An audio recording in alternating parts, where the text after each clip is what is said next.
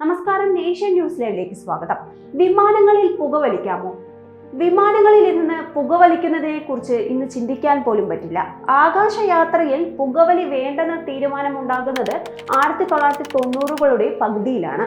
എന്നാൽ വിമാനത്തിലിരുന്ന് പുകവലിച്ചിരുന്ന ഒരു കാലമുണ്ടായിരുന്നു. ഏതാണ്ട് 3 ദശകം മുൻപ് വരെ വിമാനയാത്രയിൽ മദ്യത്തോടൊപ്പം പുകവലിയും അനുവദിച്ചിരുന്നു. അന്ന് വിമാന ടിക്കറ്റ് ബുക്ക് ചെയ്യുന്ന സമയത്ത് പുകവലി ആവശ്യമുണ്ടോ ആവശ്യമില്ലേ എന്ന് ചോദിച്ചിരുന്നു. പുകവലി ഇല്ലാത്ത ക്യാബിൻ എന്ന ടിക്കറ്റിൽ രേഖപ്പെടുത്തിയിരുന്നു.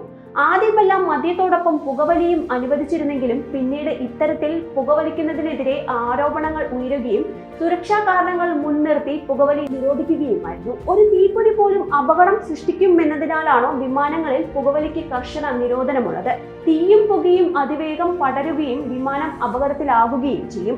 വിമാനം അടിയന്തരമായി ലാൻഡ് ചെയ്യണമെങ്കിൽ പോലും സമയമെടുക്കും. അതിനുള്ളിൽ തന്നെ വിഷവാതകമായ കാർബൺ മോണോക്സൈഡ് ശ്വസിച്ചു യാത്രക്കാരുടെയും വിമാന ജീവനക്കാരുടെയും ജീവൻ അപകടത്തിലാകാൻ സാധ്യതയേറെയാണ്. വിമാനത്തിനുള്ളിലെ ബാത്റൂം വാതിലിലും ടോയ്ലറ്റിനുള്ളിൽ പുകവലി പാടില്ല എന്ന് ചുവപ്പ് നിറത്തിൽ എഴുതി വെച്ചിട്ടുമുണ്ട്.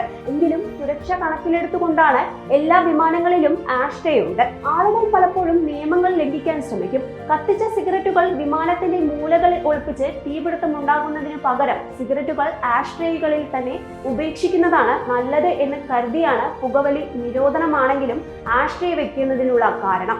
1973 ഒരു യാത്രക്കാരൻ വിമാനത്തിൽ ഉപയോഗിച്ചിരുന്ന സിഗരറ്റ് അലക്ഷ്യമായി വലിച്ചെറിഞ്ഞതിനെ തുടർന്ന് വിമാനം തകർന്നു വീഴാൻ ഇടയായി. 1988 മുതൽ ലോകമെമ്പാടുമുള്ള എല്ലാ ഫ്ലൈറ്റുകളിലും പുകവലി നിരോധിച്ചിട്ടുണ്ട്.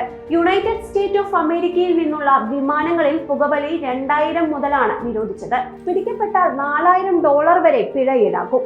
ഈ വീഡിയോ നിങ്ങൾക്ക് ഇഷ്ടമായെങ്കിൽ വീഡിയോ ലൈക്ക് ചെയ്യുക, ഷെയർ ചെയ്യുക, സബ്സ്ക്രൈബ് ചെയ്യുക. അടുത്തൊരു വീഡിയോയുമായി നമുക്ക് വീണ്ടും കാണാം. നന്ദി, നമസ്കാരം.